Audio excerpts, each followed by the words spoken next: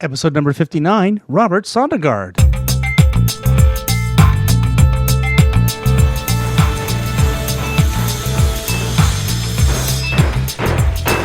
right, cut to edge of stage. Great. All right, color frost. Check. 1, 2, 3. Check. Stand by, please. Heads to half, heads out, lighting cues 1 through 10, sound cues 1 through 10. Welcome back to the Title Block, a podcast about Canadian theatre designers, their history, and their craft. And I'm, as usual, your host, Michael Cruz. And this time, I have an interview with the terrific Vancouver lighting and production designer, Robert Sondergaard. Robert is another in my continuing series of interviews taped in Vancouver in December of 2018, and he does not disappoint. We reminisce about the beginnings of Moving Lights during his time at the start of Christie Lights Vancouver, and talk about his wonderful work on live events on the opening and closing ceremonies of the Vancouver Paralympic Games in 2010, among others, and land on his return to theatre with his work in dance and musical theatre. You can see examples of his work as we talk about it in the show notes at thetitleBlock.com. Now, I hope that you are continuing to weather these ridiculous times as the theatres are shut down and we are in stasis, waiting to return to making art for a live audience. Please, if you can, consider giving to the Actors Fund of Canada at afchelps.org. As well, tomorrow I am really excited to announce the start of the first of the Title Block live events on YouTube. Please find the Title Block podcast on Tuesday, April 14th at 8 p.m. Eastern Standard Time, where a panel of lighting designers, including Louise Gounod, Kevin Fraser, Michael Walton, Kim Pertel, will take a deeper dive into the elements of lighting design. This week we're going to talk about the mysterious and ever-present fourth wall and how lighting designers think about it. Take a masterclass from Canada's best and join us on Tuesday live, or catch up with the discussion after it has aired on YouTube at the Title Block Podcast. A special thanks to Connor Moore, who's helping to organize these talks and who I indeed interviewed in Vancouver as well. I'll be releasing that interview very soon. Once again, I will not be charging the wonderful supporters at patreon.com while we all pause, but I thank you all for your past and future support. Now, here's my interview with designer Robert Sondergaard.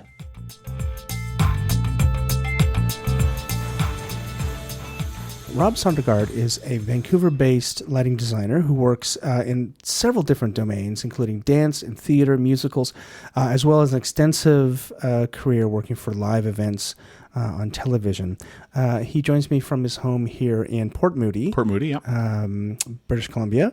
And I welcome him to the Title Block. Thank you. Thank you for joining me today, or having me over to your house. I appreciate it. No worries. So you had a bit of a non-traditional entrance into theater and into live events. Tell me about how you found your way into lighting, and how did you make that decision?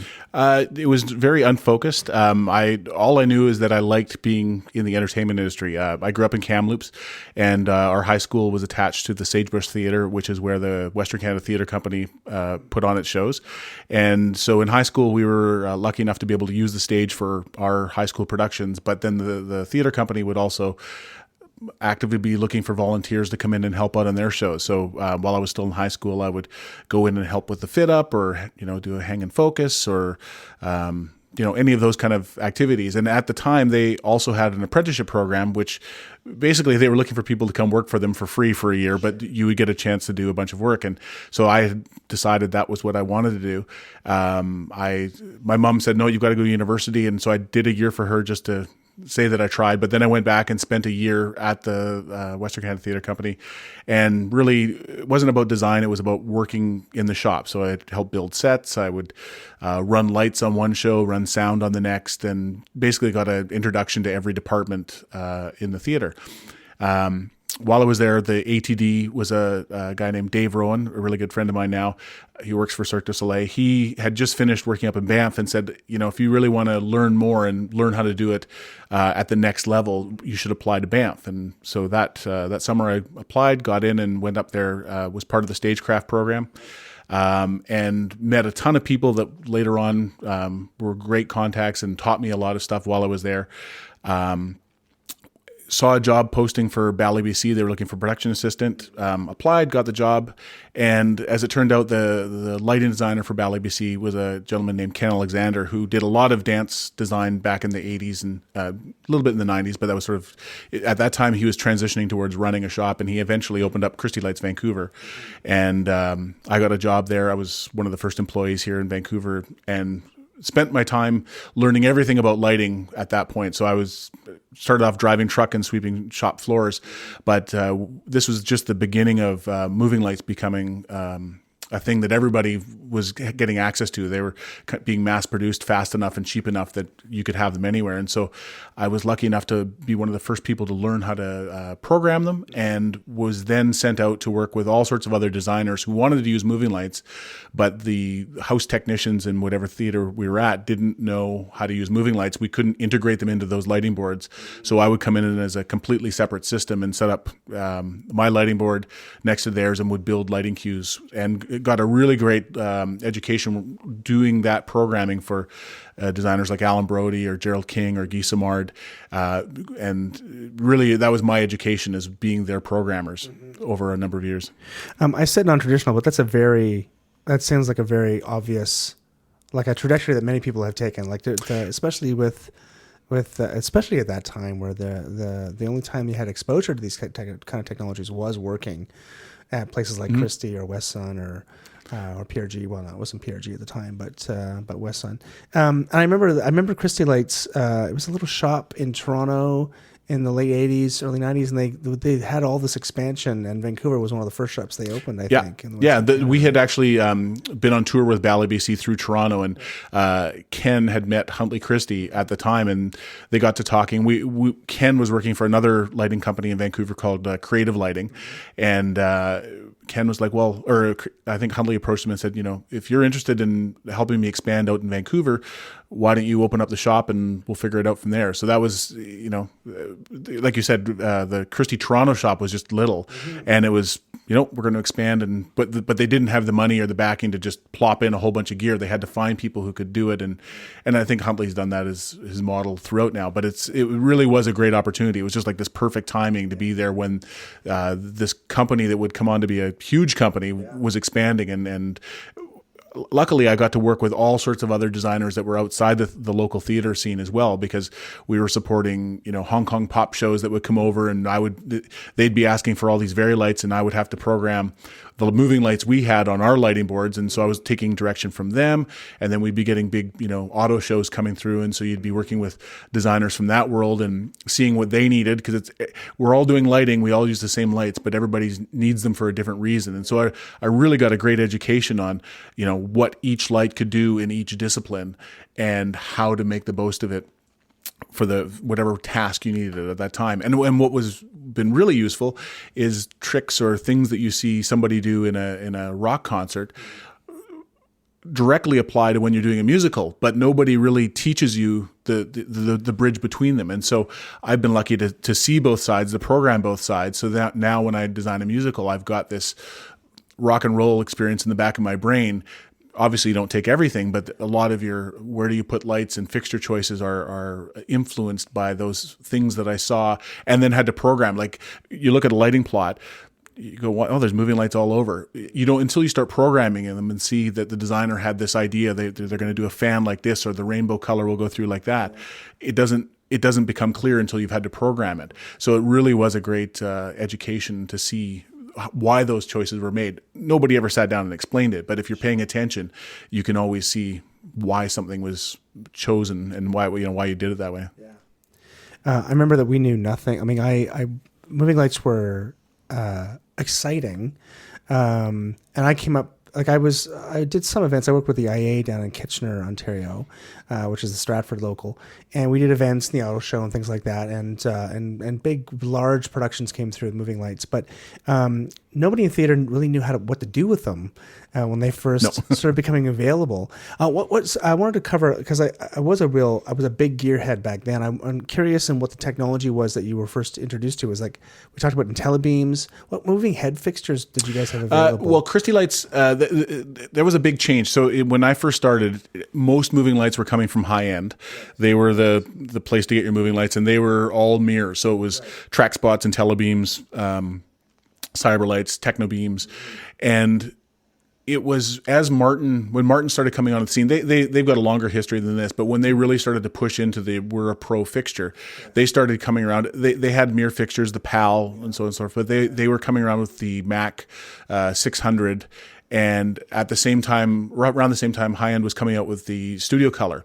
So they were both sort of comparable. You know, we did a number of shootouts with them.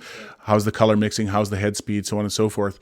And I was lucky. I was part of the Christie Lights team that was evaluating them. And what was interesting is, I think what pushed the decision to Christie Lights becoming a Martin house is they could buy more fixtures for the same amount of money. It was some metric like you could have 2 Studio Colors versus 3 Mac 600s. Right. And even though we thought one was better than the other, Huntley's like, we're running a rental company. We want more moving lights.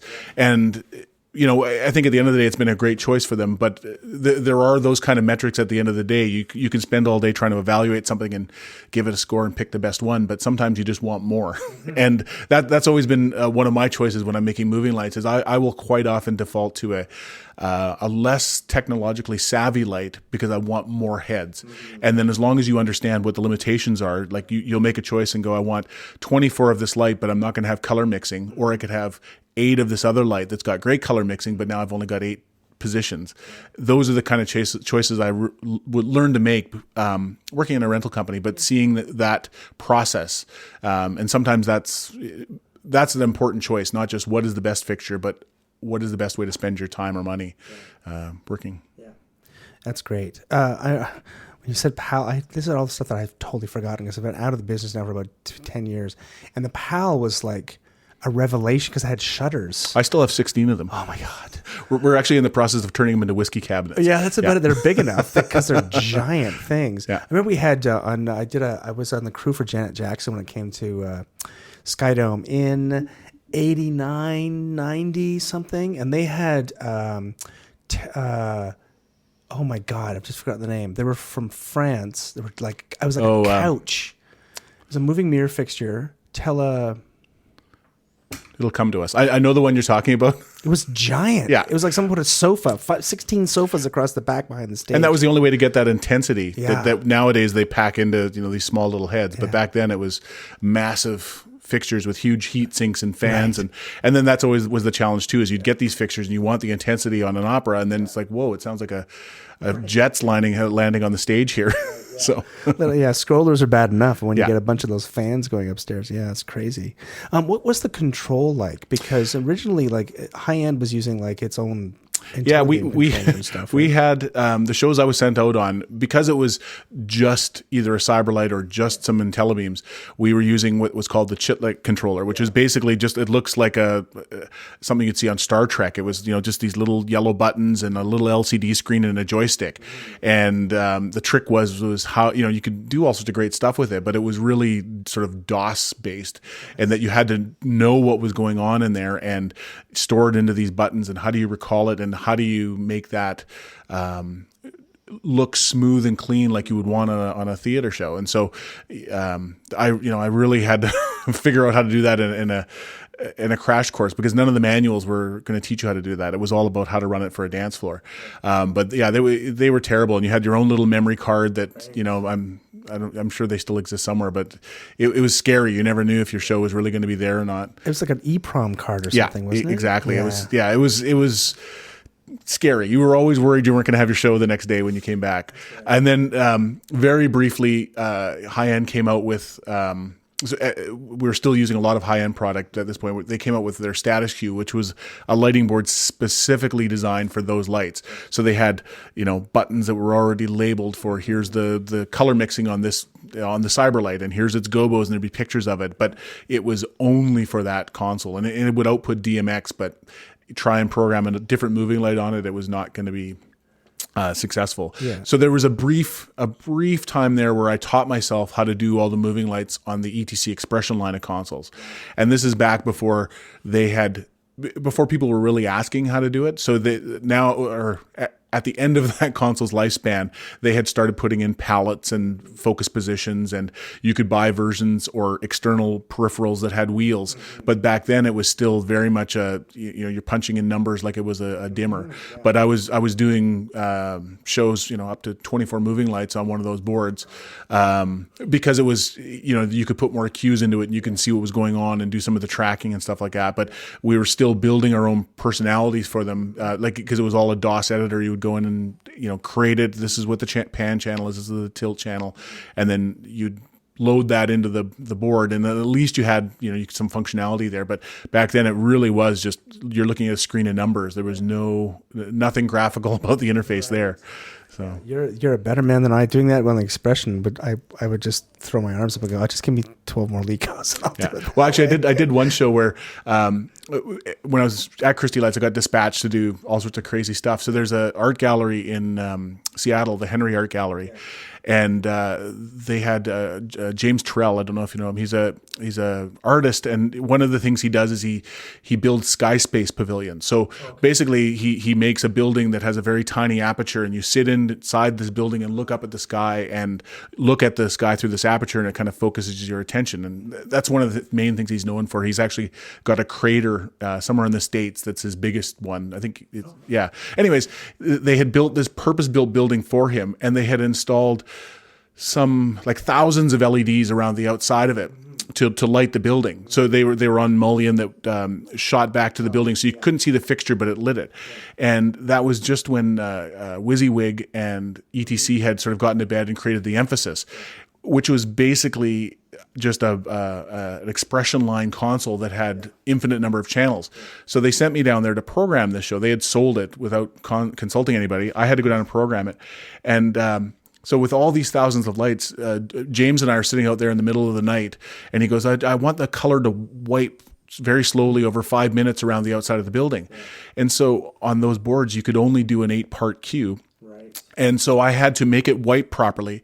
I think I had 24 8-part cues, and had to build all those channels and punch them in the right orders, because you couldn't grab things in groups in a line and array. You'd have to go, okay, that channel, that channel, that channel, that channel. Now they're at this level to make it wipe around. And luckily he only wanted 8 different looks or something like that. But it was hours and hours of programming, which nowadays on the Grand MA you could build it in 2 minutes. You just, once you had your board set up and patch, you just grab them, array, time. Boom, you're done. But back then, I actually went there this summer. I don't know if went during the day, so I don't know if they still have the same programming on the outside or not. That's fantastic. And I'm now recalling, because I worked at Cast from 98 to 2000 and off and on until 2005. Yeah, I was under Phil Sagan, was the library director there when I was working under him. So I think that's maybe where I first heard about you. Maybe, was that Cast? Yeah, I still use WYSIWYG quite a bit in everything that I do. I've transitioned to Vectorworks quite heavily now. I draft everything in 3D, and it's way better for presentation and integrating with the rest of the design team. But really, WYSIWYG, you can't beat it for the speed and accuracy with which it represents lighting on the stage. And I'm always amazed. You build something in the computer, and you're looking at your screen, and then you get to the theater, and if you've hung the light in the right spot, it's amazing what it does. And just part of my process, because I've always worked with WYSIWYG, is most shows I do, musicals anyways, I will pre-build the show at home. So I sit and rough in the lighting rig, rough in the set, and then I can pre-build everything. And what I've found is that having something in the board before I get to the theater, it's not right, the levels are wrong and all that, but at least that the lights are on and I know they're in the right spot, and I've kind of worked out, here's where my groups are, here's some color palettes, and I'll fix the color palette when I'm there, but I'd rather have a button that says, light pink or, sun yellow or whatever, and then you can fix it visually, but you've already decided that's where the palette is, and every cue that you want it to be light green is referencing the palette. And so you can get all that pre-work done before you get to the theater. That's interesting. Phil Sagan worked on a number of live event shows in Toronto. One of the ones I remember is Sunset Boulevard, and they were hand tracking all of the movers in the show, because you never knew, right? Something like the next week something would break down, you have to replace with a different lamp. It had slightly different stepper motors or whatever it was. All of a sudden it was off by, so you had to rejig the group. And were you doing a lot of that tracking back then, or was that something? No, I never took part in the tracking. I was never like, I've seen assistants do that for designers. I was really more. It was like this weird. I wasn't quite the lighting programmer, but I wasn't. But I wasn't just the lighting programmer, but I wasn't the designer. I was kind of working with both, and so it's like I was sitting at the big person's table, but without the responsibility of being the designer. So it was great. Like I got to be part of what was being created, but was also not responsible for it at the end of the day. So as a place to learn, it was fantastic. Yeah. It actually speaks to the technology too, because the operator was such an important component in letting the designer know what could happen, how it had to happen, what steps you had to take to make it happen, and maybe offering suggestions about easier ways to do it, or moving from point A to point B is not linear. Yeah, right? in the 90s, there was a lot of that, like because most of the working designers had started in a world where there was no moving lights. And then it was like very slow progression where either there was a specific effect that either the director or the show called for, that the only way we can achieve it is to have a moving light, or somebody had seen a show on Broadway and they wanted to have that to make it feel fresh and new, and it's a new design, but nobody knew what it was or what they were trying to accomplish. And so that was kind of my job, was the interpreter. Is the designer would turn to me and go, hey, I need to do an effect. Like, this is what I'm thinking. This is what's happening on stage. What do you think? And I would go, well, we can do this. I can do a color chase, or we can do a gobo thing, or a dimmer thing. And what was important was being able to do them quickly. So you could go, this is what the dimmer chase would look like. No, that's not right. Okay, let's abandon that. If we did a color effect, oh, okay, yeah, that's more like it, but not as fast. Okay. And just be able to offer up suggestions, but have to do it very quickly, because time in the theater is the most precious commodity of all. And so I got really good at knowing what to suggest, but being able to program it really quickly so we could see what it was, and then either finesse it or abandon it and move on to something else. And then part of that process as well is I think a lot of designers, especially in the 90s, but still, they start putting moving lights on their show and they go, oh, I've got every base covered. Like I've got my washes hung. I know what those are. Every other thing will be that moving light. Well, you run out of moving lights pretty quickly, and you can't always just go from one to the other. So it was kind of my job was also to have an eye on where we had been and where we were going. So, if I knew that we had used that moving light for a particular effect, in Act 1, and I knew that something similar was going to happen in Act 2, but now all the moving lights were being used in the top wash. The sooner you can identify that and go, okay, we need to pull that light out. We should never use it for the top wash because you're going to need it for your effect later on. Or is there a different way? Can we hang, if it's just this one top wash, can we put in a conventional wash or do something different to keep those moving lights free? Because you run out of them very quickly. That's very true. It's very, very true. All right. And then we transition, just to finish the technology kind of arc as well, we transitioned to things like the Hog and the Grand MA. Yeah. In the late 90s, I think. How did that change the way you work? Like, how much were the board and software designers making your job easier, or like? Yeah, I mean that has really, really gotten better. Like that from the 90s till now. I think people understand it's such a multi-layered problem. There's the artistic side about, you need the board to be able to do things and fade things. And, so until you've worked through it, until a designer comes up against a problem and goes, okay, I want everything on stage to fade in a 5 count, but that one particular parameter has to happen in a 2. On the older versions of consoles, you'd have to work out weird workarounds to make that happen. Nowadays, that's built in, but that's only because there's years and years and years of feedback, and there's better graphical ways to show that, and fancy align array buttons. But that is just a constant. That's constantly being changed, and so even today, I'm always when the new version of the Grand MA software comes out, you're like, oh, now they have this. That's better. And I found with when you get together 2 or more people who were programming the Grand MA, everybody knows something that somebody else doesn't. And it's some weird hold down this button and press that one and it does this and it'll improve your life immensely. And that never used to happen. Like when we started talking about the expression, it was just like, how do you make this show happen? And now as you add this functionality, it's great that you can do more, but there's also more things for people to learn to become an expert.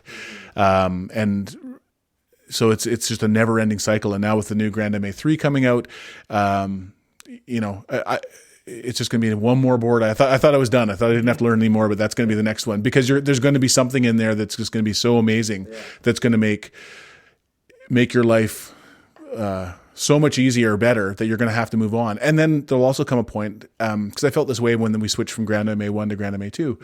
Grand MA1 did everything I thought I needed at the time, but those boards break down and they don't build them anymore. And so I've had to and I think everybody just has to keep upping their learning, because unfortunately you're going to learn something, be comfortable with it, and then they're going to make it obsolete, because that's how things are made nowadays. So. Okay, and then just continue with your career kind of trajectory as well. When did you start doing live television, or it was all live television, right? It was never like pre-recorded. It was all. I mean, it's a mixture. There's some. It's a real mixed bag. Once again, I was sent out to do a few shows, just as once again the programmer on those events, and then.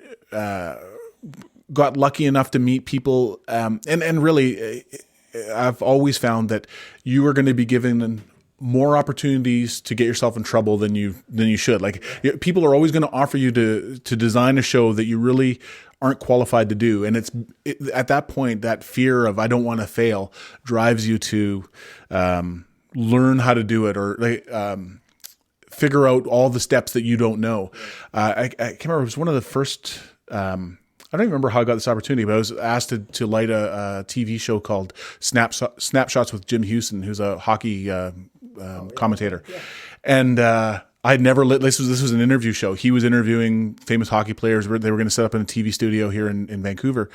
And I was like, sure, okay, I can do it. I'd never done that before. Like, it's lighting people, but it's all the things that a normal TV designer would know. Like, I'm going to put a light on a drop down arm, and I'm going to do this, and I knew none of that. And so I had been lucky enough to work with the lighting director for CBC. His name was Amir, and I can't remember his last name, but he was like the last of the lighting designers who did all the shows in Vancouver. In the 80s, I think he said there was a department of 17 designers who worked at CBC doing all of their different shows. And by the time we got to the late 90s, he was the last one. He was doing them all. And so I phoned him up and said, hey, I've been asked to do this show.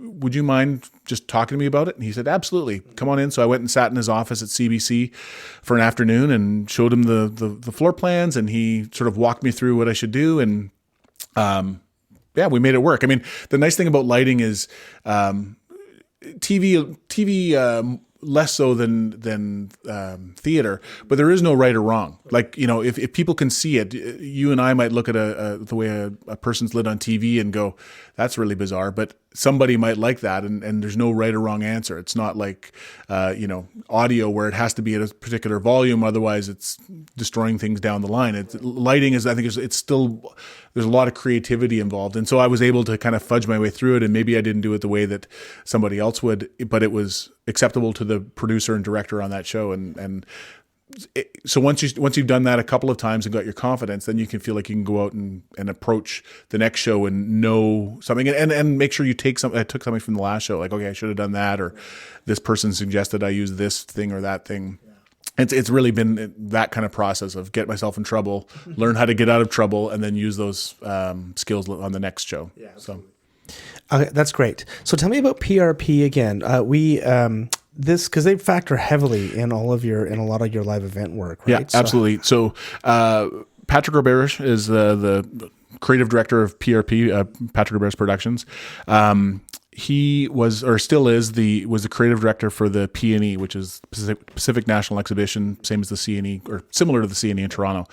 And so in the early 90s, while I was still at Christie Lights, they were looking.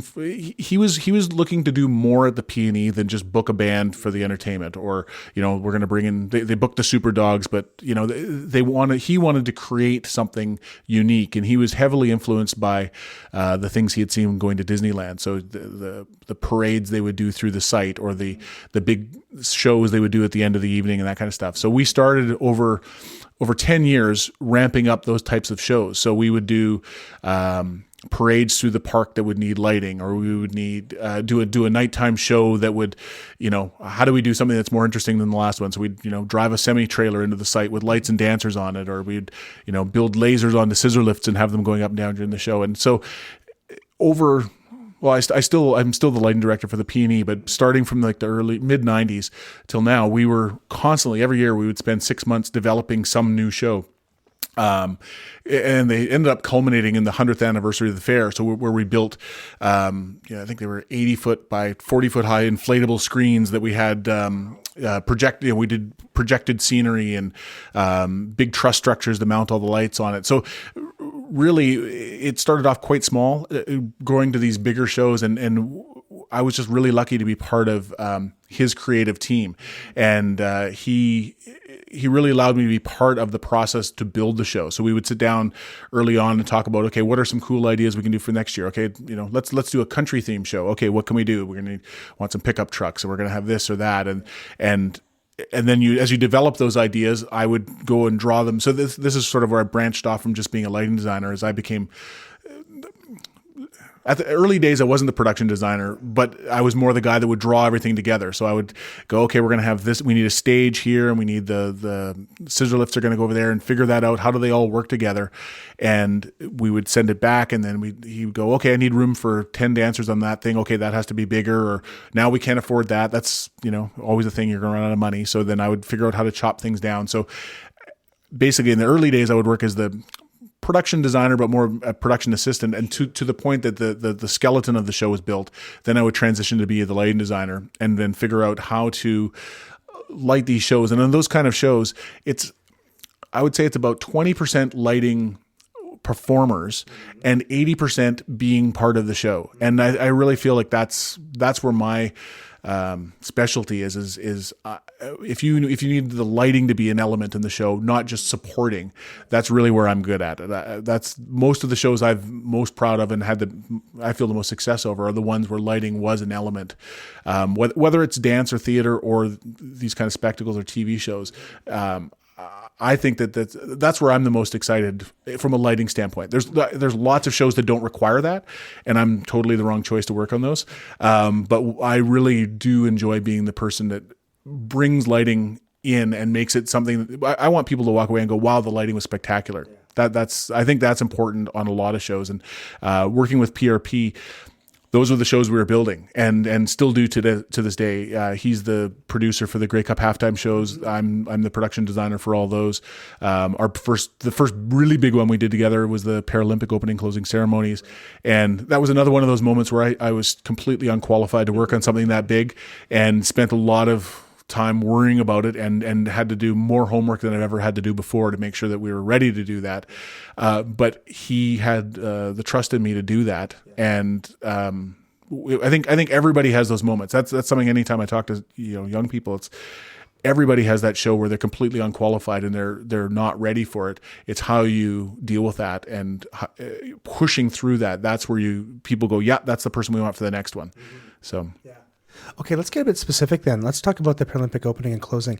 What kind of problems or are you solving as the production designer and the lighting director for that kind of? Well, so that one specifically, Vancouver was the whole Olympics were very conscious on staying on budget. So there was none of the, just draw something amazing and we'll build it. Like that was not going to happen. And it didn't happen anywhere, whether it was building venues or any of the ceremonies, anything like that. So we basically had to start with what the Olympic opening ceremonies and closing ceremonies had.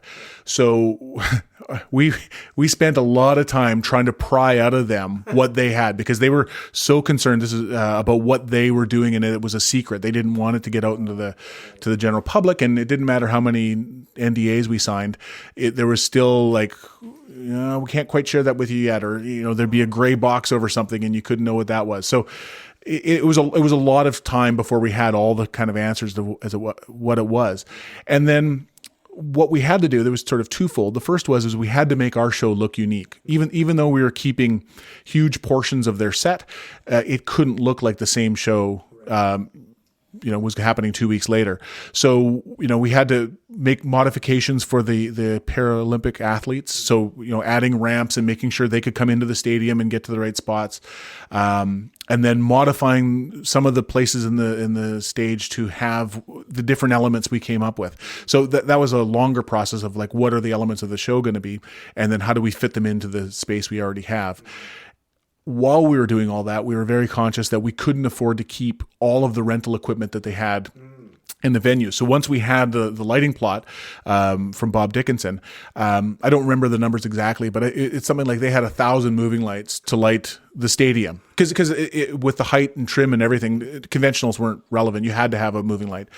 But we could only afford to keep half. So I had to go through and figure out, what 500 moving lights are we going to keep? And, it sounds like a crazy number of moving lights, but when it takes 100 to get you the right amount of level on the field of play in white for the athlete parade, and you need to light the audience, so that's another 200, and then you need to have the flag still all lit and all that, all of a sudden you're like, wow, I've only got 50 left, and you need to have a little bit of movement in the atmosphere, the ballyhoo going on, because that's what's happening. So it's really figuring out what do we need and how, which of the many positions do we need to keep them in? Right. That's interesting to me. I had always assumed that you were using stadium lighting as well as the sort of the live event or the TV lighting. The whole thing is lit with the movers entirely. And this is because of control, and it's because of control, and one of the major issues with TV is its color temperature, and so you don't want to be hampered by what sports lighting is, and that can be a really fickle beast to deal with.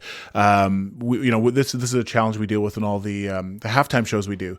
Is you're coming from a stadium that's lit with sports lights, and quite often we want to turn them off to make it look more theatrical. Well, you can't change 40 camera settings and be sure that they're going to, they can do scene stores and all that kind of stuff, but we try to make it as easy as possible for the truck, because those guys, they've got 40 cameras to deal with. So if we can make sure the color temperature is the same and that we haven't gone crazy on the lighting levels compared to what they were in the stadium, that makes our life easier. So with those types of shows, you want to make sure that you're not dealing with that. You want to have your own lights and have complete control over them.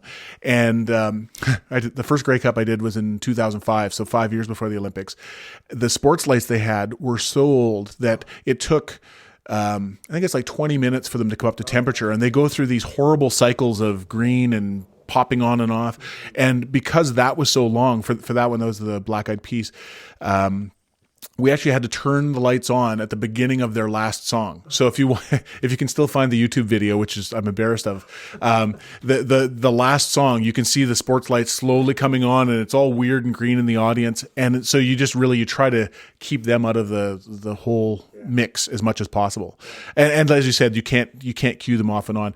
That's starting to change. There's lots of stadiums now that have LED fixtures that are doing the lighting. That's just sort of in the infancy. And what we don't have yet is proper DMX control of them. They're all wired into their own world, so it's still way easier just to leave them off and relight everything on your own. Yeah. You would think a stadium designer now who's doing sports lighting would be conscious of the fact that there's going to be live events throughout all of these event.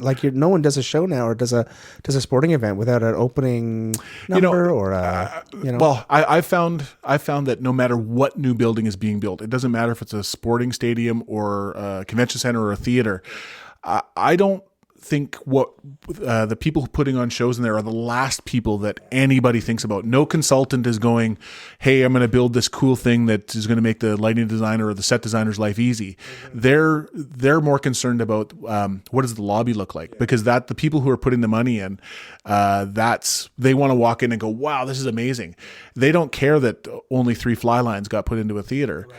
But then for the rest of that theater's lifespan, it's a problem. And I see this over and over in new theater or retrofits of theaters, that the things that are going to make that a great space to work in the future don't get thought of. And it's not just theater, like the convention center, the one here in town, we did the opening ceremonies for it just before the Olympics. The house light system in there, it works if you want to have all the lights on. There's lots of light for all the trade show booths, but everything's on one channel if you want to dim it off and on. So when you want to just have the lights over the video screen off, you can't do that. We have to send somebody up to turn the breakers off. And we also see a lot of really bad house lights put in that are, they're all energy efficient. We need to be conscious of that. But then when you dim them, even if they have an interface so you can plug in a lighting board, they flicker off and on they basically go from 0 to 50%, and then there's a slow difference from 50 to 100. So really, that's always a problem in every building that's being built or anything that's being retrofit. And I don't know how to change that metric, because really that's the people who pay the money don't appreciate what the building will be used for after its lifespan. Yeah, so that's very true. Yeah, I totally get that.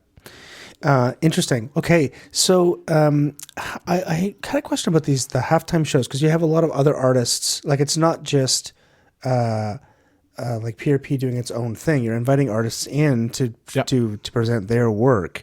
And with, for example, in 2012, you had Justin Bieber, Carly Rae Jepsen, Mariana Trench, and Gordon Lightfoot. Like, there's a whole bunch of different artists there, and they bring their own aesthetic. Exactly, and that's actually a really challenging one sometimes. So, in some years, like the year we had Nickelback, for example, all they cared about was there enough pyro. So they were very specific. They wanted lots of flame. They wanted lots of pyro. We had zero direction about anything else. Nobody cared about what the lighting looked like. I mean, if it looked terrible, I'm sure somebody would have come and said something, but we had carte blanche to light that show. We've had other years, like when we did the Imagine Dragons, their production designer had basically gave us a Pinterest page of, this is the looks I'm looking for per song. So this song is all about, it was mainly driven towards video content, but then there was lots of notes from her about the lighting. I'd like to do this, and on this beat of the music, I want this thing to happen. And she couldn't fly in until we did the dress rehearsal. So we basically took all of her notes, built all of her content. She came in, we showed her some stuff, did the dress rehearsal, stayed for an hour, did some notes. It was done. And then we've gone to the completely opposite side of things, where the lighting designer will come and do their show. So that was the last few years have been like that. But like we had One Republic lighting designer named AJ Penn. He used to work for Christie Lights. I've known him forever. Yeah, I worked with AJ back in the day. Yeah, he's a great guy. And so one of the challenges we actually had, I don't know how many people work on the C&E grounds, but the IATSE out there has some very stringent rules about they need to operate the lighting board. And unfortunately, you can't just bring in any operator to create a show like that. You couldn't even talk through what you had to do with the amount of time we had. And because we were lucky that AJ was coming off of a tour and had the show file, and so basically we modified our setup to mimic what he had on the road with some, we had to do specific things in that venue for him, but then he could come in, load his show file, which was fine within the IATSE agreement. And, he spent an evening adjusting positions, adjusting some timing, but then boom, he could do his show. So in that world, my job becomes more of a, it's like a facilitator. I have to make a bunch of creative choices about where things go and fit within the budget, but then I have to take the outside designer, all of their input, and go, how are we going to fit this into what we're doing? And do we have to make some fixture changes? Do we need to, add a position? Oh, you like to have these lights built into the set. It becomes a collaboration, and it's, You really do have to, at some point, just check your ego at the door and go, we're here to put on the best show we can, and acknowledge that the designer coming in with that artist knows their show. Whenever we do that, my business partner, Jason McKinnon, he stays on as the lighting director. So any white light hitting a performer, he's in charge of. So he calls follow spots or footlights or anything like that. It sets all those levels to deal with camera. But then we make sure that we've developed a trust with the incoming designer that their show is we're not blowing out levels. That used to be the old way people would, light shows. I think a lot of designers now are thinking about television ahead of time, but it used to be that, you'd see looks where every moving light was on the lead singer in open white. Looks spectacular in arena. On television, that's just terrible. It's just white gate, and you can't do that. And so we're always, less and less, but I think we're always trying to just monitor that on behalf of the TV team, so that whatever they're coming in, we let them do what they need to do, but then we're bringing it back so it looks good on TV. That becomes our role at that point. Right. And then just a final kind of like process question as well. The when you're building looks, like in something with 40 camera positions, what's your point of view? Like, do you have the crew there? No, in a perfect world, yes. Like I've worked as a programmer for other designers like Alex Nadan, who does a ton of most of the television lighting in Toronto now. He does that, like the Junos and the Walk of Fame and all these cooking shows, and he does an amazing job. And so when you work on a show like that, you do have rehearsal time with every act. I mean, we're always limited. Like I think I said before, in America, they seem to have I've heard that the Grammys, they have a month in the venue. The Junos will get a week. The Super Bowl, they get 2 weeks, we get a week. And so we're always working with less. But on a lot of those shows, they do get a lot more rehearsal time. So you have to map it out ahead of time. So you have to light the show that you want to light so it looks good for the people that are in the space. But then there's also going to be some very specific looks that are going to be about one camera or two camera. You might go, okay, I want to do this look where the lights are going to just, have the person in silhouette, and it only looks good from the very front camera. But every other camera, if you took that shot, it wouldn't look good at all. So those kind of moments, you have to plan them out ahead of time. You have to really know what it is you're going through and listen to the music and talk through the show. And then it becomes a relationship with the director of the show, because directors are it's the same title, but it's different in TV. Like they're dealing with the whole show live as it's coming at them. And so you need to find a director you can have a conversation with them ahead of time and go, hey, when the lead singer's standing here for this part of the song, only use this camera. Right. And that becomes a really, it's like any relationship, but that's one of the really important ones, is finding the directors that will understand that and then take that cut at the right time. Right. And it's live. And the difference is in theater is that, we blew this one show, we'll do the next one, or there's more time to rehearse it. In television, there's one moment generally that's going to happen.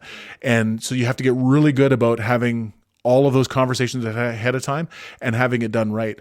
And so what we have to do to make sure our part's right is, while we're programming, we always have a camera set up and a monitor. Like we're quite often, we don't even look at the stage after a while. Once you've built your positions and all that kind of stuff, everything else is about the camera. What intensity is the light at? What does the color look like? Because what you're seeing to your live and naked eye, it doesn't matter. It's what the camera sees. And so you got to make sure it's not too blue, or, and there's the range of blues is so limited, or, different, especially blues. They have a very small window that they actually register in. So if you're trying to have different looks of blue, you got to really just look at the camera. You can't look at the stage anymore. And then same thing with positions. Like there's stuff that looks really good where you've got lights layered up, through 10 or 11 different layers in the stadium. Unless they take a wide shot, none of that shows up. So it's, you kind of have to do both at the same time. You have to give them a wide to go to show the scale. Like you don't want to do a halftime show where you only do close-ups, because you may as well be in the studio. So you have to give them something big to shoot, but then you also have to make sure that there's something interesting happening when they do a close-up. They can't just be black behind them or a video screen. So it's kind of thinking in two levels at that time, but it's, once again, it's all about just looking at the screen and knowing what may or may not be shot. And then it's, you can't get the camera in the right position, especially on the halftime where we're repositioning all these cameras. You don't know that they're going to end up in the same spot that you rehearsed it at. So you have to make sure that it's lit kind of generally for everything. Yeah, I had, I think everyone's very impressed with that changeover that happens at the beginning and at the end, certainly to clear it out for the game. Yeah. How much time, how much is that rehearsed? I imagine you guys go through step by step, like this guy brings in the... Yeah, there's mapping all that out ahead of time. So, we have to build a plan on how we're going to get everything onto the field. And that goes right back to where does it all park.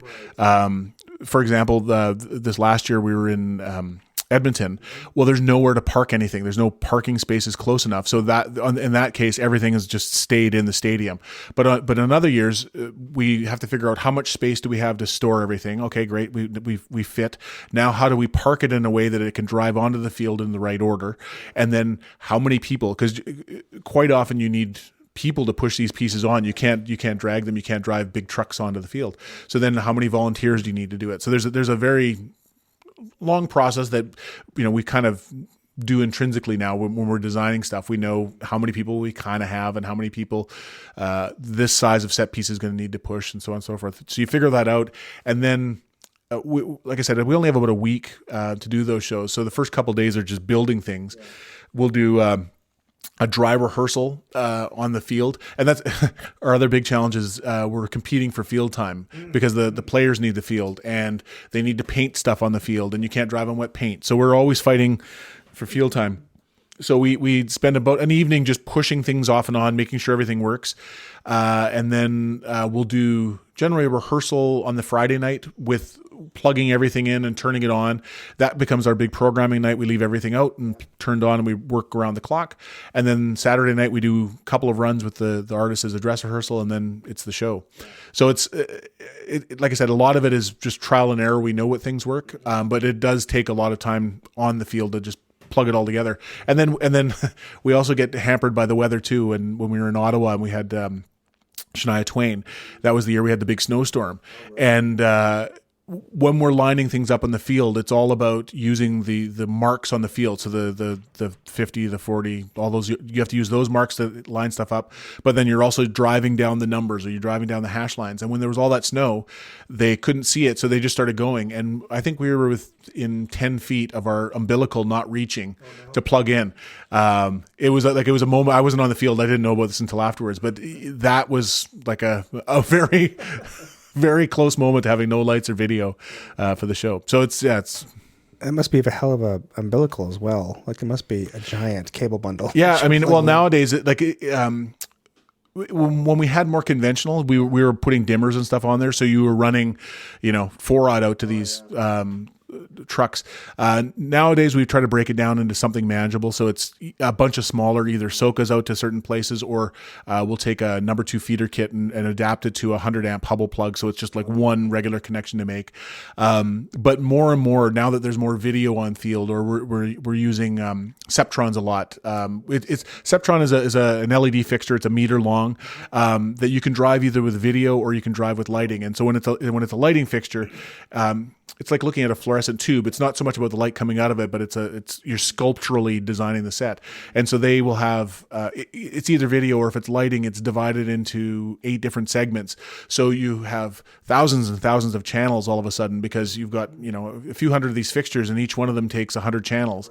Your universe count goes way up. So we're running Ethernet cable out there, and we're putting all sorts of, things that are converting it into either DMX or whatever protocol we need. So that's the bigger thing. It's not the big wads of cable anymore. It's delicate fiber lines and stuff like that you don't want pinched, and making sure you've got spares of all that, and nobody's driving over them. It's a remarkable undertaking. Like I don't think that people understand how much. I mean, you talk about trial and error, but like. You have to keep this is a lot of planning. Well, and it's the team. It really, the team of people we bring is as similar every year as possible. So, my production electrician, Jason Bolger, he's done.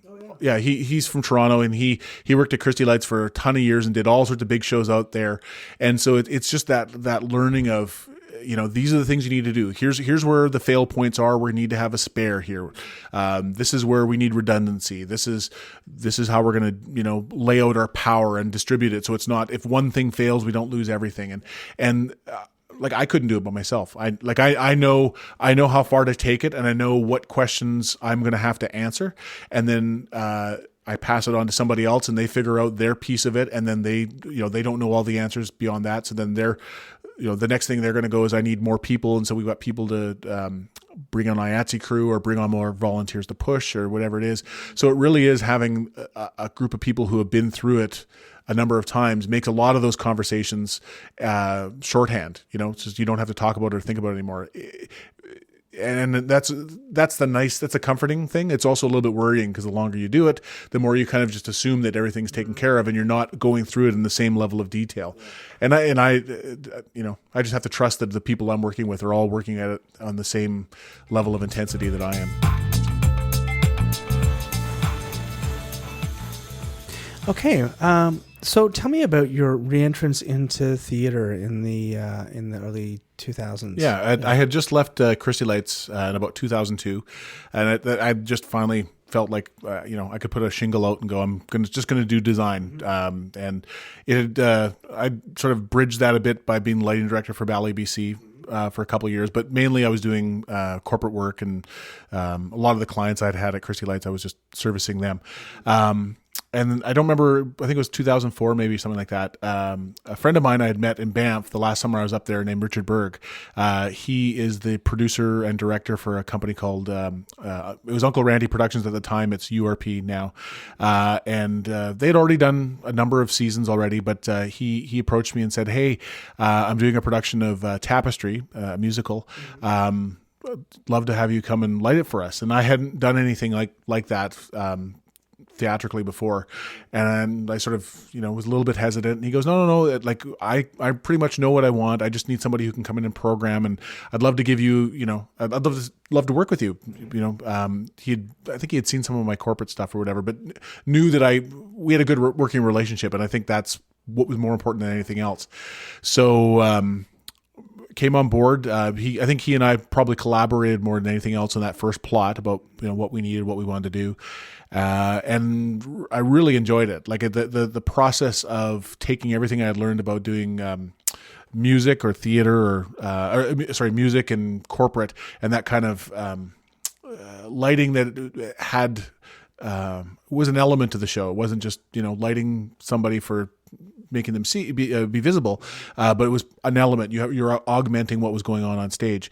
I really enjoyed that, and really got bitten by that. And over the next few years, I did a number of shows with him, and I think the next year we did Tommy, and that was one where it was like really all of a sudden now we're in the world of rock and roll and theater, and for me that's the most exciting blend of theater and all the entertainment. I think you're getting the story depending on the show, and you're getting the music, and you're getting choreography, and you're getting a spectacle, and finding a way for all those things to work when they all work together. It's really magical. That's where I'm happiest. And we went through a number of years of doing some of those kind of rock musicals like Jesus Christ Superstar and Cabaret, and basically at that point I was totally bitten by the bug of doing theater. But I wasn't out there searching for it either. He was bringing me in, and I was doing it. And then luckily, people would come and see those shows, and I got an opportunity to do a few shows at Royal City Musical. I had worked once again as a technician loading in those shows, but now here I was, doing those musicals. And I can still remember my wife, she's a stage manager, or she was a stage manager, went into teaching, and now she's sort of getting back into it. And I would always be going to her going, okay, is this what I should be doing? Like what kind of paperwork should I bring for the stage manager? Because I really had missed all of that training about what is kind of expected and what is the way to present your plans. And I remember I was still at that time doing paperwork in Excel spreadsheets, and the head electrician at the Queen Elizabeth Theatre, Paul Newmeyer, he gave me shit one day. He goes, "You can't show up and do a professional show with this as your paperwork. There's a program. It's called Lightright. Go and buy it." I was like, okay. So I went off and bought it. And so basically I learned those things just because I had to. But it was Richard who got me in my sort of first chance to do it, and was basically bit and enjoy that now. That's awesome. And another case of this kind of like pushing the envelope a little bit and putting you in a comfortable position to sort of expand your, repertoire and your ability, right? So, absolutely, yeah. Yeah. I love that. I think that's a good lesson, I think, for people, because we tend to sort of stay in our lane, and when something becomes comfortable, it becomes easier. Yeah, and I always found when I start feeling comfortable, that's probably a time to go. Like it's not that I don't enjoy it, but I think that's when you start missing things, or you're not putting in the work you used to, and putting in the work, whatever it is what makes your work stand out. So your attention to detail, or you're asking questions, because if you start just assuming that you already know everything, you're going to miss that one bit of information. And it might not be something major, but you could also miss the whole concept of the piece and go down the wrong path. And in a world where you only have a few days in the theater to create a show, you don't always have time to turn the ship and go the other way. So I think that's why I had left Christie Lights, is I had got to the point, I'd been there almost 9 years, I think. And it was just, okay, I knew what was coming. Okay, in September, this show's going to happen, and then October. And I knew that I was going to get bored and need to move on. And it really was scary, like going from a full-time job to basically being a self-employed again, was a big step. But it's a good one. And I think you're right, that making yourself be scared once in a while, pushing yourself to do something you haven't done, it really is useful. And what I've found too is that, because I do it in a number of different genres, so I'll go from doing a musical theater piece to doing something for television to doing some other big music festival, is that although they're not the same, that you do steal things from one. Your knowledge of how you would light a TV show, you're going to find a show that's going to play out on in the theater world. I think it was the first piece I did for the Arts Club. It was for Stan Douglas, Helen Lawrence. Alan Brody was doing it, and then he had to, because of his schedule, because I think that one dragged on a while, he ended up backing out, and he recommended me because he knew that not only did I understand theater, but I also had a really good understanding of television, and that show was all about projection and cameras and doing it against blue screen, and it was kind of working in both worlds. And I had the right background to be in that place at that time, and that's happened to me so many times in my career. I can't count how many times where you're standing there talking to somebody, and you either go, oh, if I was doing a dance show, I'd light it like this, and they wouldn't have considered that. Like on a corporate, if you start suggesting you want to put some shins down to light a performance, nobody ever does that, but boy, does it look good. And the dance world knows that. They do that all the time. But when you try and set it up in a ballroom, people are usually quite surprised and blown away when they see that. And so it really is good to be uncomfortable and then come back and use those experiences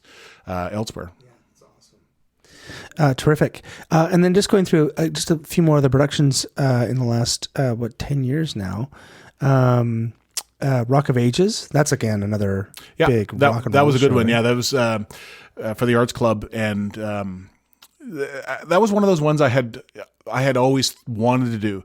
And I remember when they announced their season, I sent an email right away to Stefan, their production manager, and said, "Hey, I'd love to do that." And he goes, "Oh, we've already got that slot filled," and sort of hung my head and was sad. And then a few months later, I guess whoever they had wasn't available, and so they brought me on, and that was one that I was like, I was so ready for it. I think I started working on it like 6 months before we were even in production for it. And what I've always found with musicals is that I approach lighting them like I'm lighting the music first. So there's a ton of work I can do to break down a show, especially something like Rock of Ages, where it's almost all singing. There's very little dialogue. So it is the songs. So what I'll do is I'll go through and break every song down on where I would do lighting changes. And what I've found is that's where the choreographer is going to do some big change, or the director is going to have somebody move and want to be somewhere different. And so the number of cues isn't really going to change. If you've mapped out the show with all the kind of musical breaks, you're already going to hit where the look will change because of where the choreographer is of the actors, but you already know there's going to be a cue there. And so I find a lot of that work I can do ahead of time. And what I try to do, because I generally build too many cues, is I'll do all that work and then I share it with the stage manager while they're in rehearsal. So they have an opportunity to, while they're running cues, either put them in their book and sort of get us understanding of, okay, this is where the cues are going to be and what am I looking for. And then when we have meetings and, partway through the rehearsal process, we can have much more specific conversations, not like there's going to be some cues during the dance break. It's, I can go in and she's going to go, hey, when they do that lift, it's exactly, we'll do the cue there. But we've already identified that there's going to be a cue in that dance break or in this chorus. Can we change from verse to chorus? We're refining where that cue point is. Is it a musical thing? Is it a line thing? Is it a acting thing? But I try and make sure that that's all done ahead of time. And that was one, I think Rock of Ages was one where I kind of really figured out that process for myself, because I wanted to have it all laid out before we got into rehearsals from a music standpoint, and because I did so much of the pre-programming at home. I built it all with MA on PC and WYSIWYG. I needed to have that stuff figured out ahead of time. So it also strikes me that your work on dance would inform all the bits, because sometimes when you get somebody who's done like corporate work or rock and roll, there's a different, like I guess with rock and roll, sometimes you've got dancers and stuff on stage, but a lot of times it's static. It's a static stage look, right? Yeah. You got the drum riser and you got the keyboard 1 and keyboard 2, and then maybe there's a string something down here, and then you've got a singer that runs around. So it's not quite the same kind of stage structure as it is with a musical, where you've got lots of people moving and sets coming in and out and things like that. But your experience with dance would certainly inform all that stuff. Well, and that's like so the music side and the dance side, I think, is when you put those two together, that's where you're getting musical theater, and that's what's so exciting. So the music side of things, like you said, the setup generally, like the really big shows, not so much, but generally what you're talking about is 5 people on stage in fixed positions. So the lighting designer is all about making the show look spectacular, as big as possible. So the lights almost never are pointing at the stage. They're making pictures in the air, fans and color chases, and you're lighting, if you have a backdrop or if you're in a venue like the Orpheum and it looks great, you're lighting that. But it's not about the people on stage. In dance, it's the exact opposite. It's about the people on stage, and there's usually nothing else. Like there's very few shows that have big sets in the modern dance. It's dance, black floor, black walls. So you're trying to make them look as interesting as possible, and because that's what the show is all about, dance. But at the same time, it's not like a theater piece where you're trying to necessarily recreate a specific environment. You're not saying we're inside, we're outside, it's day, it's night. You're literally just trying to light the dancer, but in a way that looks interesting. And so I think when you take those two experiences and put them together, that's where musical theater is that you need the people on stage to look interesting.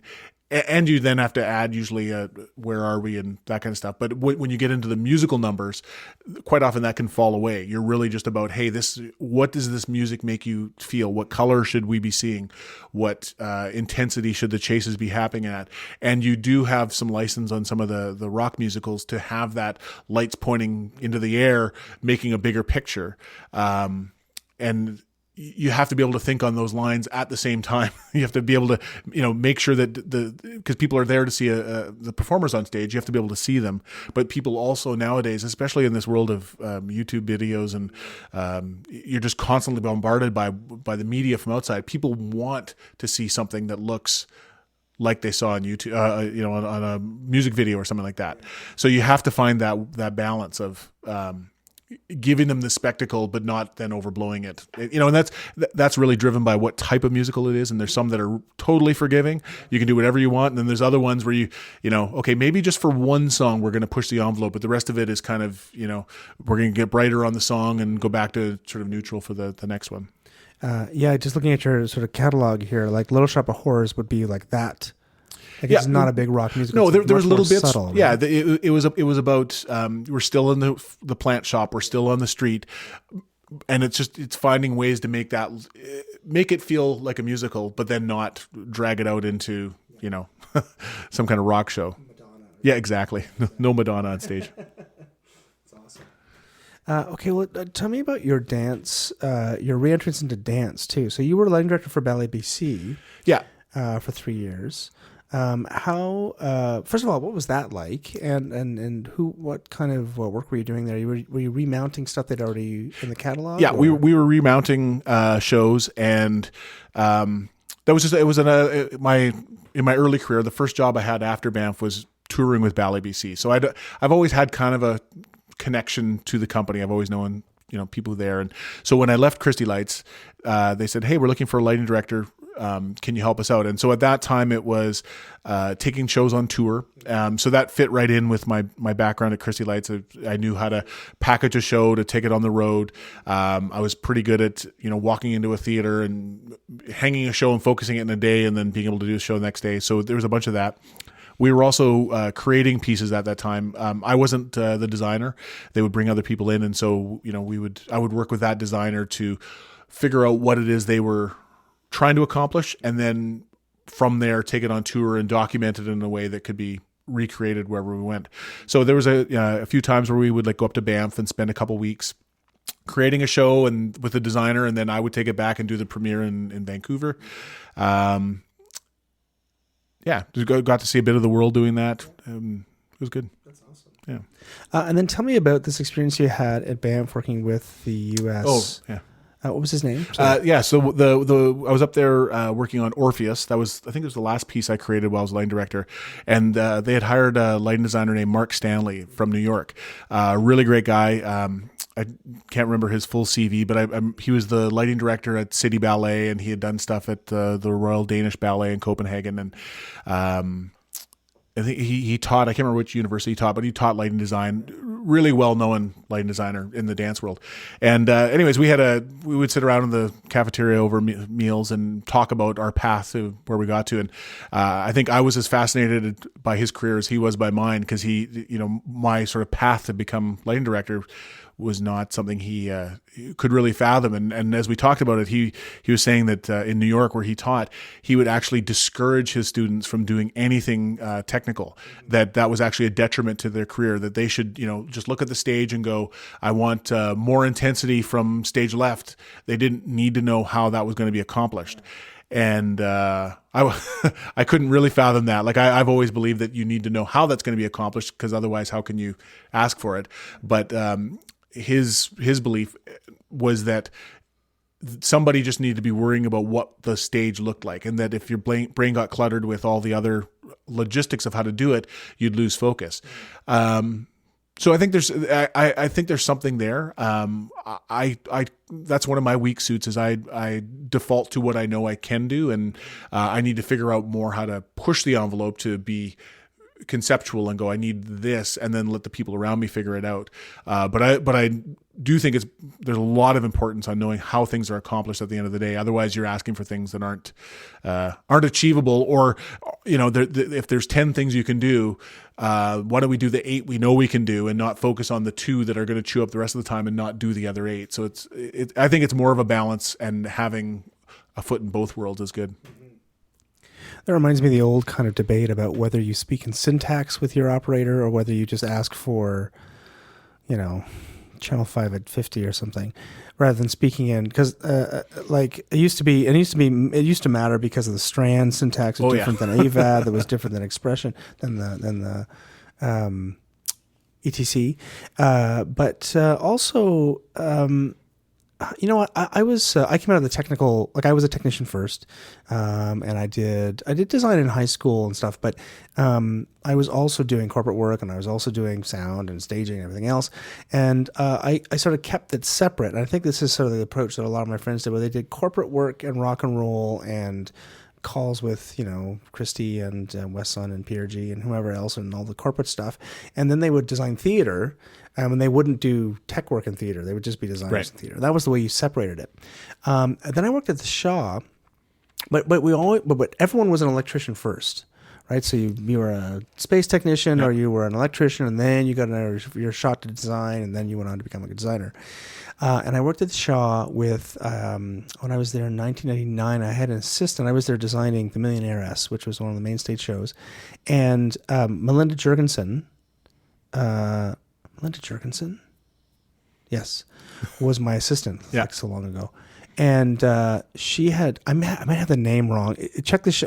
I'll put it in the show notes to make sure I have not screwed up Melinda's name. But anyways, so she was assisting there, and she had come out of the MFA program at Alberta with the same kind of approach, where she that Henry, Mark Stanley. Mark Stanley was talking about, where she did not have a technical background. In fact, she had not done technical theater, and was more coming at it from as an artistic practice and not as a technical practice.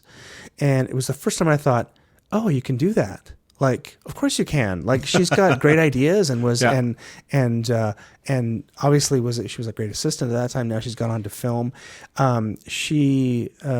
You could, like, it had never occurred to me that there was a different way of practicing that way.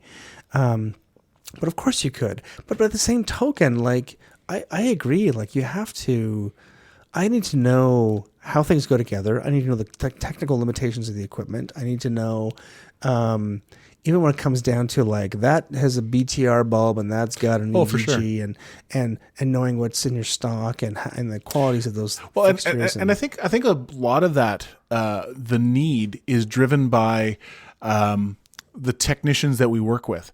And I've seen this, both my own experiences or seeing other designers working with technicians, and the skill level is so varied. And whether it's you're on a focus call and somebody has sent up the most junior person and there's nobody else, so you have to talk them through how to get rid of a hotspot, or no, it's the opposite shutter, grab the other side and push that in, or you have a programmer, like you might have a really good programmer that you can just say, hey, I want this, like this, and they'll do it.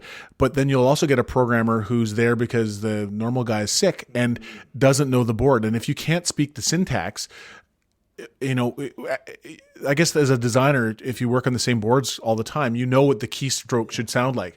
It doesn't take very long until you know that the person at the board is doing the wrong thing, and that the fastest way to speed up that process is to say the keystrokes for them. And that doesn't take away from knowing the artistic side of it, but knowing how that happens is making your job achievable. Alan Brody was a master. I've watched him do that a number of times, because he would learn a board down to how the effects engine works better than anybody else. And because he knew that it was important to get the effect he wanted, he had to be able to tell somebody how to do it. And if he didn't, then it would just be a complete frustration. I've gone the other way, as I usually bring my own lighting board and do my own programming. But knowing how that happens, that means that you're taking that mystery out of the queuing process. It now becomes it's only limited by what you come up with, not by a person.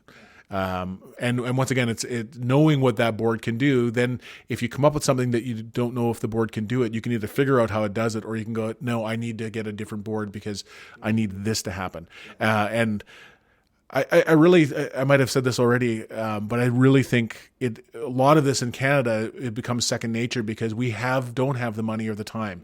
There's not 2 or 3 different options of boards. There's not extra time in the theater. We have to know how these things work to maximize all the little money and time that we're given, and get close to those shows looking like they look like on Broadway. Yeah, it's very true. I just spoke with Scott Miller in the context of this podcast. It'll be a couple episodes ago, but he is a partner in DWD Theater Design and Consulting in town. They do theater consulting and building theaters, and he's speccing spaces that don't have a console anymore because many of the acts coming in and the designers coming in, I mean, you have a very affordable software-based system that has a dongle, and you can do all the pre-programming. I've done that. I mean, ETC, the editor, at the time, like when the ETC editor came out, I mean, it saved so much time. I can just put blocks of stuff in, especially for musicals where you're like, I know it's going to be this wash. I'll tweak it in the thing, but I know it's going to be a wash in red. Oh, or yeah. whatever. Like, it's easy. And so now they're coming in just with a dongle and they just need a place to plug in their DMX, and then they run the show off of whatever the software is they're using. That seems to be the way that it's going, especially since rehearsal time is shrinking, time in the theater is shrinking. Level set is really just it's 4 hours of backing, making sure you made the right choices. I actually did for a few years there. Alan Brody and I were working with Julianne Soroyan. She runs Movent here in town, and she does a series called Dances for a Small Stage. So sometimes I'd come out, they would lay a dance floor that's, I think, 10 feet by 15 feet. And, so he and I would take turns and light that piece for her. But we came up with this idea that we wanted to teach choreographers more about lighting. So over the course of 3 years, we did a couple week seminar here at the Shadbolt Center where we brought dancers in and we would spend time teaching them about lighting so that we could have a conversation with them to maximize the time in the theater so that they would understand what a side light was, what a backlight was. Here's a swatch book. Here's the colors we're working from, so on and so forth. And after doing that for 3 years, I had come up with this idea that I felt like we should show the dancers, the choreographers, what the process was like from our side. So I wrote a grant that I didn't get, but I thought I'm just going to go ahead anyways and found a way to do it. But what I did was I picked 5 pieces of music and I lit them in WYSIWYG and on my computer. And then I got the Shadbolt for a week and I brought the dancers in and said, okay, here's the environment, make a dance. The lighting's done. Now you need to come up with choreography within this. And we modified the lighting a little bit, but essentially they had to work with what I had already programmed. It was all time coded. I just hit play on the soundboard and this half an hour show ran and they had to go.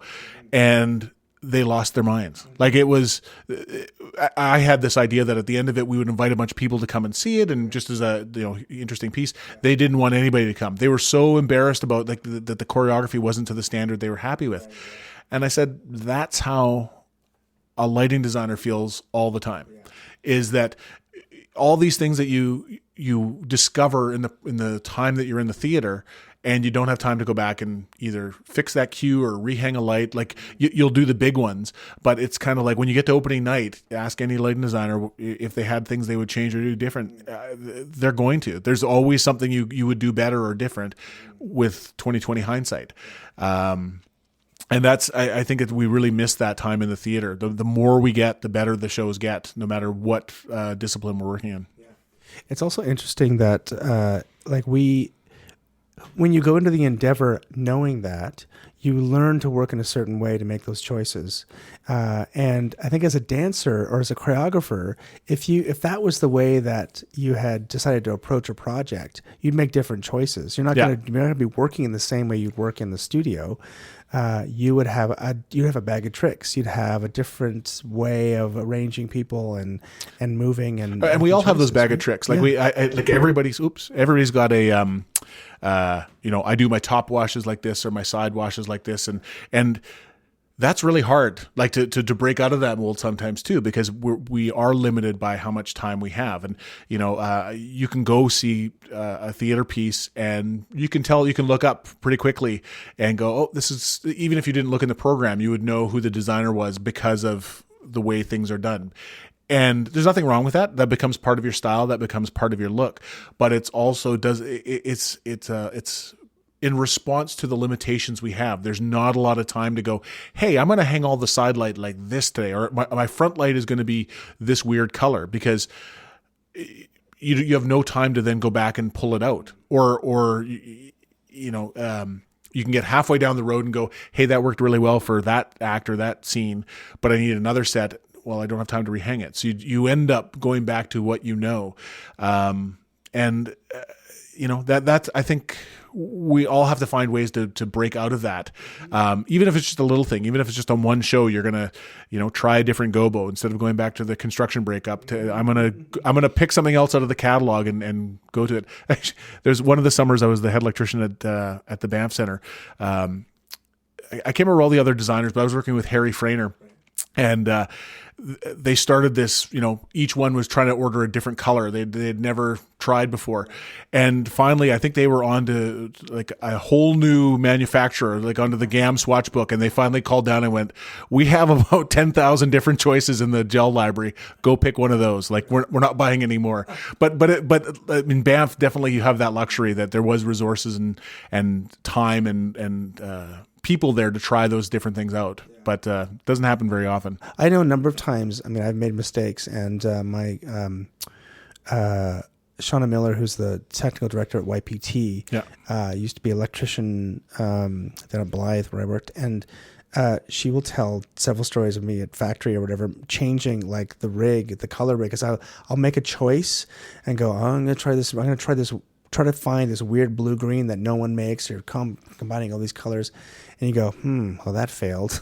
Yeah. So now I can just change all the colors in the rig. It's a pain in the ass, but that sometimes some of the best things come from having that impetus that this is wrong. Like, I made the wrong choice. Now what am I going to do? And one of the best pieces I've ever worked on was with Crystal Pite. It was Dark Matters, and we'd worked on it for a number of years, different residencies off and on. And I think it was our final one before it was going to premiere. And at the time, she only danced in the last 5 or 10 minutes of it. There's this ninja character that's throughout, that was played by other people, but basically she emerges from the ninja costume at the end. And so we never did that piece, that part of it, until the very last residency before it was going to go. And we had refined the lighting rig down to what it needed to be, and all the other parts of it looked great. And then all of a sudden I didn't realize I didn't have anything for this. Like, this was a completely different section, and the music tone had changed. And the way she works is that music is very fluid. Like, I still remember doing pieces with her where she would have little pieces of paper, and there'd be a row of them with different bits of choreography, and then there'd be a row of different bits of music that her composer was making, and she would be swapping them back and forth. And so it was very difficult because you couldn't get attached to that choreography with this music, because in her brain that was all fluid. So we had just got to this last one, and all of a sudden there was this new music and this new choreography, and she's emerged from the ninja costume. And I was trying to get, like, I was bring something up. No, that's not right. To try something else. No, that's not right. And finally, I think if it was a coffee break or a lunch break, everybody kind of leaves the theater. And I'm sitting there behind the lighting board, just holding my head, like, what am I going to do? And I just went up and said, fine, okay. And I got out the lift and I pulled a bunch of gel out of it was a bunch of the backlights, and I had too many. I had enough to do the stage wash that I had before, but I went, no, I need some kind of gold backlight. So I think it was just 4 par cans. Went up, pulled them out, went through the gel cabinet, found a color, stuffed it in there. We came back. That was what made that moment was all about this like panicking over not having the right choice. And sometimes you do that. You take, like, the plot I had before was something that had worked, and we had used for 2 years worth of residencies, and it just took that breaking the mold and trying something different, and it answered that question for the last part of that piece. I love moments like that. Let's talk more about your dance thing. So Crystal Pite, tell me how you guys started working together, because she's now like an international sensation, right? Yeah, like she's got a different designer now that she works with, but I had a run there where I did 4 or 5 shows with her. I had when I got my first job after leaving Banff, it was with Ballet BC, and she was one of the junior dancers with the company at the time, and I didn't really hang out or get to know the dancers, but at that point we knew who each other were, and I think everybody kind of knew that she was going to be somebody special. Like, she was already doing choreography back then, and her trajectory was set at that point. So when I had left Christy Lights, a mutual friend of ours, Julianne Soroyan, the same lady I did the other project with, she was the stage manager for Crystal at the time, and Crystal was looking for a new look to her pieces. So in the dance world, choreographers, not only is their movement recognizable, but there really is a style in which their shows gets lit, and that gets linked to their type of choreography.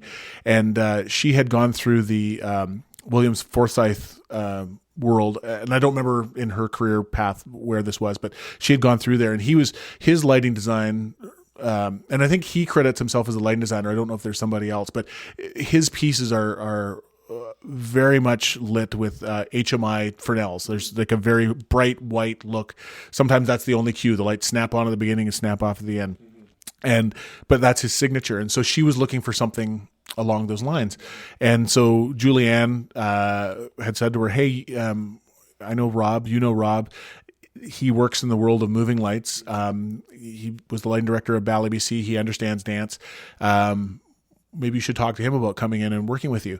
And I don't remember all the different, times we would, do a little something together and then go away and then I come in again. But eventually we worked on Dark Matters, the one I was talking about before, and that was over a 2-year period. And we would experiment with different things. So she would do a version of it and we would try out a few moving lights on it and okay, that works good. And then the next time we'd come back, we would either take a few less lights or move one of them. And next time we would try out a strobe light and, different things. And eventually we kind of came up with this signature, a cluster of moving lights over the top of the stage that we could pick the performers out or do a top wash. And it became the backbone for the next 3 or 4 pieces that we worked on together.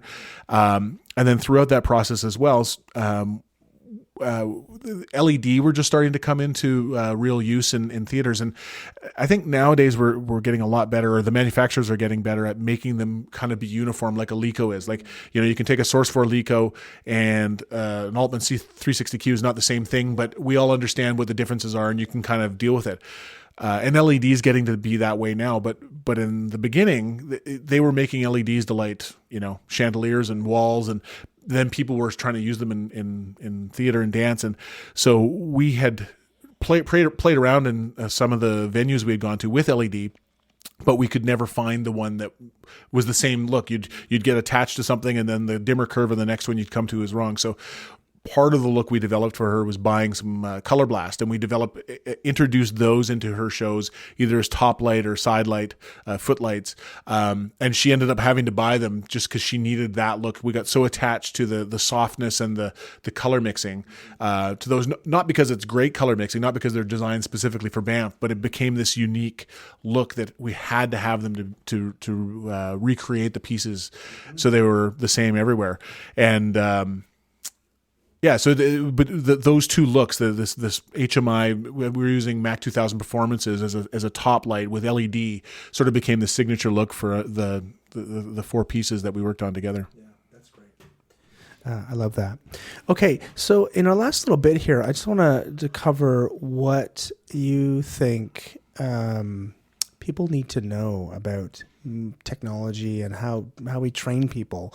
I know that several of the schools are now integrating, and they've got partnerships with the local, whether it's Christie Lights or other suppliers in town to sort of get people trained on whatever the newest technology is, because not everyone can afford to turn over their technology every 2 years.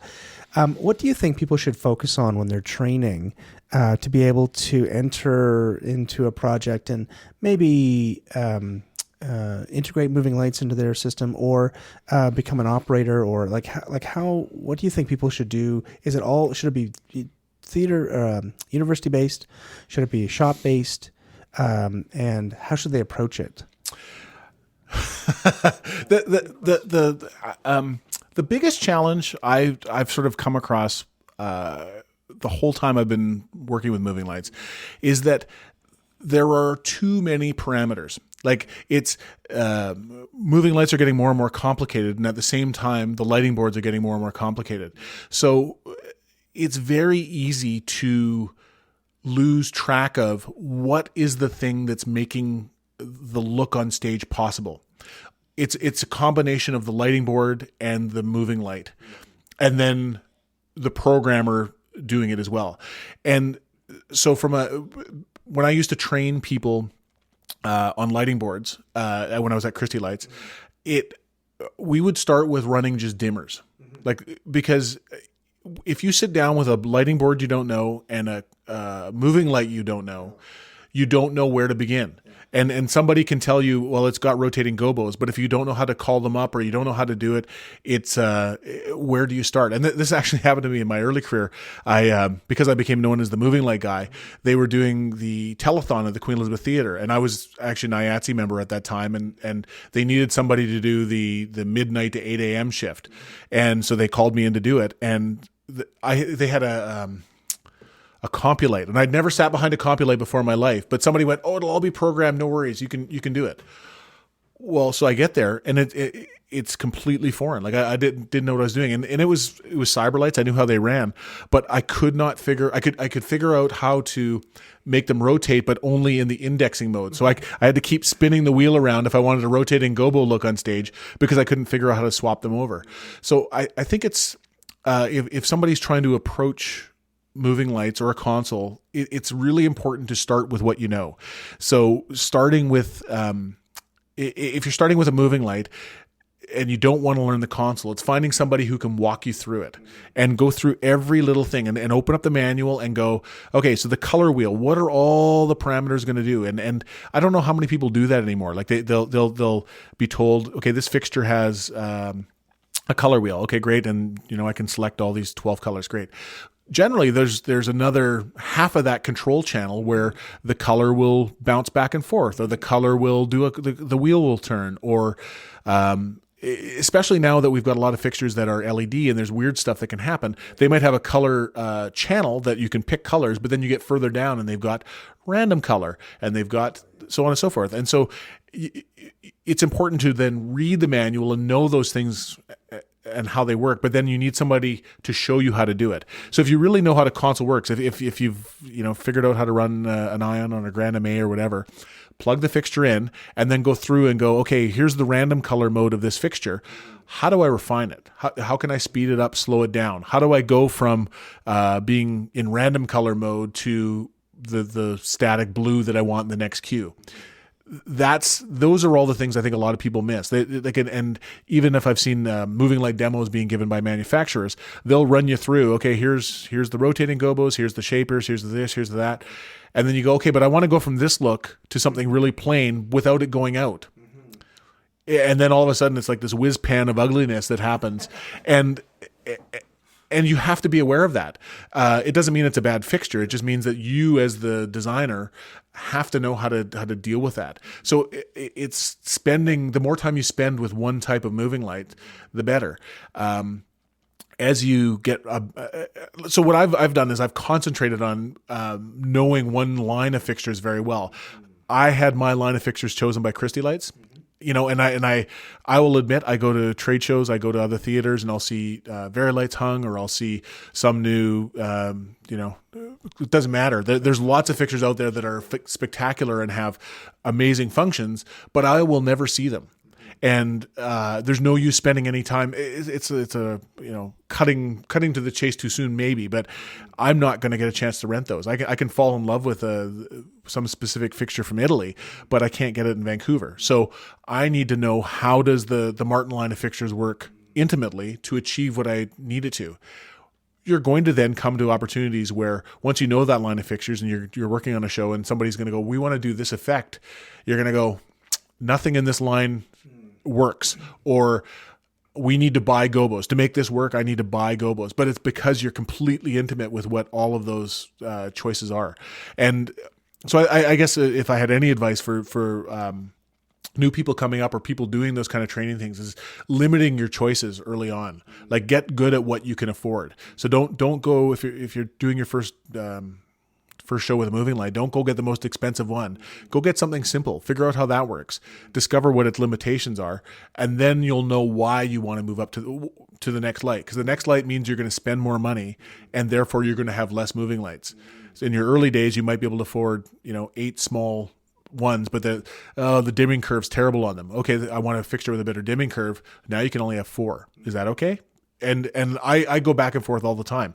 I'll do shows with Mac 101s, which is basically just a pin spot that color mixes, but they're super fast, they're super bright, and they're super cheap. So I could have 24 of them on a show and do, like for a musical, you can have big, impressive array of lights up there that can do all these great chases.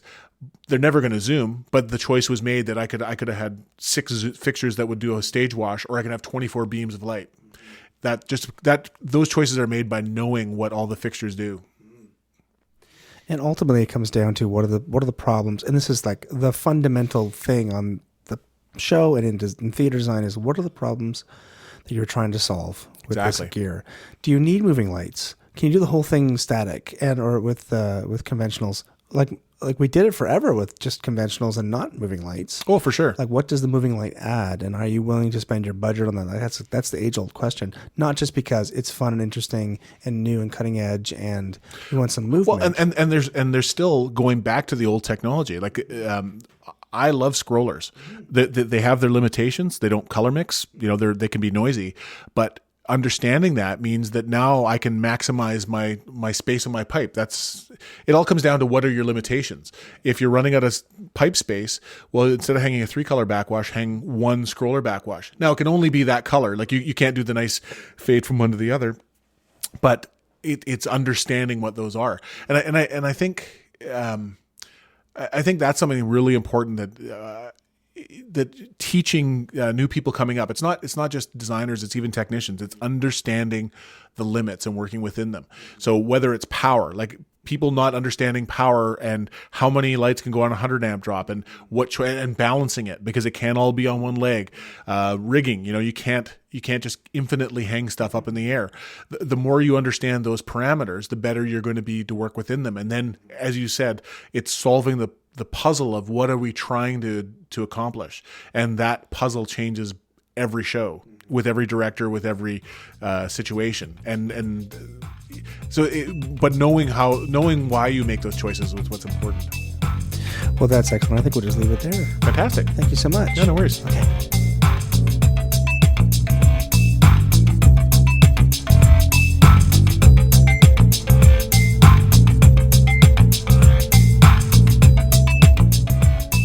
That was production designer Robert Sondergaard speaking to me from his home in Port Moody, BC in December of 2018.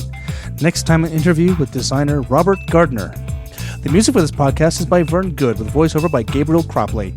Please go to Apple Podcasts and give us a review. It'll help get the word out about this podcast and share the history of theater design in Canada. And you can follow us on Twitter at TheTitleBlockCA and on Facebook.com/TheTitleBlock Podcast. You can send comments and requests by email to TheTitleBlock@gmail.com. Now, don't forget that if you like the show, please support us on Patreon.com. Feel free to share this with your friends, colleagues, students, and teachers, or listen to it while you figure out what the hell a chiclet controller is, and be glad that you never had to use one.